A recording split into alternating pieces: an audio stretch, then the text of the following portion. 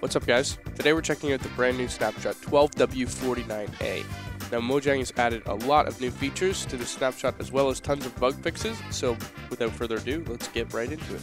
Alright, the first feature is very visible. You can see that I have firework rocket, you can see I have all these weird things here, and don't be alarmed because we're going to talk about it. Now first off, you can craft a firework fairly easily. The recipe for that is just paper and gunpowder. Now you don't want to go off just crafting fireworks right away because a regular firework isn't really going to do anything. It's just going to do that. That's very boring. What you need to craft is what makes the fireworks actually work, which is crafted by combining dyes with gunpowder to make what's called firework stars. Then you use those when crafting a regular firework. So what you want to do, you can craft a regular firework star like so, or you can add other ingredients to modify your firework star, which is in turn going to modify your fireworks. For example, if you added a glowstone, it would add a twinkle effect, which I can show you. Now, I've already got them all made here with all the different effects, so I'm just going to show you with these ones here. So this one is just the regular one with nothing added. So if you combine it with gunpowder and paper, you'll get the firework. Now you can actually add more gunpowder to increase duration of your firework. Okay, so now we've got a firework with the first effect, which was just nothing. It was just a regular firework with a small ball. And you can see it go off, and it's red because I used red dye. It's very, very cool. Now we'll make the next firework, which I've added the glowstone effect, which is twinkle. So we'll add gunpowder, and we'll add paper, and we'll get the firework with twinkle. Now you can see it just has more of a twinkly effect after it goes off there at the end. Alright, the next one, I've added the fire charge to the recipe with the dye to make a larger firework. So this one will have a big boom. And this one also has the twinkle effect. So you can see how cool and creative you can get with all these different combinations. The next one is a small ball, colored, and it has a trail enabled with a diamond. So some of these can get expensive, and I don't know how much I agree with only getting one. I also think that these would be nice if you could activate via redstone, but those are just my inputs. So this is the trail version. You can see it's just like the twinkle. So if you made lots of different fireworks with different effects, these ones would probably be better to, if you're going to use a diamond on one, you probably want to make a big one so it's really noticeable. Yeah, and then the last one here, I put all the effects on, the large ball, the trail, the twinkle, but I added multiple colors. So when making the firework, I added lots of different colors, which will actually allow it to have all those different colors. So if we use that in there with paper and gunpowder to make firework, you'll see this one is going to be really fun. That one's just a crazy combination of everything. And that has I don't think that has a trail. Yeah, it does have a trail and a twinkle, so it has both the diamond and the thing. I don't know if I like the look of both, but I think I like the sparkle, the twinkle better.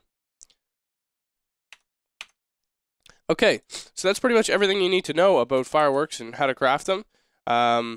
You can experiment on your own with putting in dyes and adding in fire charges, adding in glowstone, diamonds, to make your own special mixes of colors. As you can see, you can really get creative with it.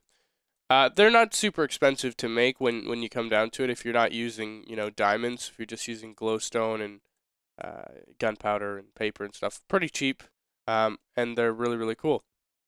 My only suggestion would be redstone activated, but that's just me. Moving on.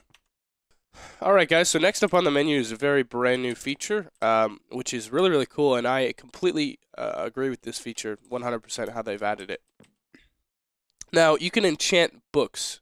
As you can see, these ones are already enchanted. because in the creative menu they've put them there as well, which is really, really great of Mojang to do. So, you know, if you're on a creative server and you want to get a custom weapon or tool, you can do that. But if you see if I just put a book in there, you'll get a random enchant. Why I think it's better to enchant, well, here's the thing. If you're using, if you're enchanting books, they can only hold one enchantment, so you're risking that you're only ever going to get one enchantment. But if you got a bunch of extra levels, it's better. It may be better to enchant books because then you can store custom enchantments like this, so that every once in a while you can come over to your anvil and you can create a tool that's going to be, and it will cost a couple levels, but you can see I've just added Unbreaking. I can add Fortune, and I can add Efficiency. And then I've got a perfect custom-made pick that has Unbreaking, Fortune, and Efficiency, all because I had those enchantments stored in books. Same thing goes for this sword here. I can add Smite, and this is Smite 5, so that's the maximum, without having to use the anvil to combine. You can add, oh, Flame doesn't want to go on there. You can only have the,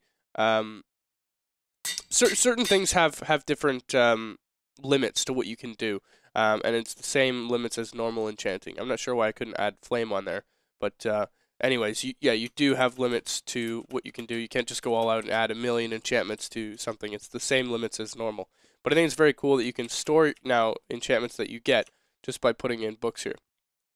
So what I'm going to do is grab a couple books and just see what we get out of enchanting a few of them.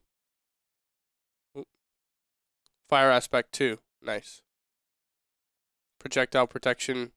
So you can see it's very useful. If you use level 30, you have the chance of just grabbing, lots of different enchantments that you can use on your tools.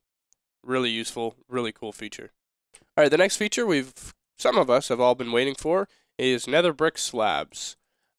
So more half blocks for you designer savvy people to play around with. Just as you expect, they look like a nether brick, but just a half slab.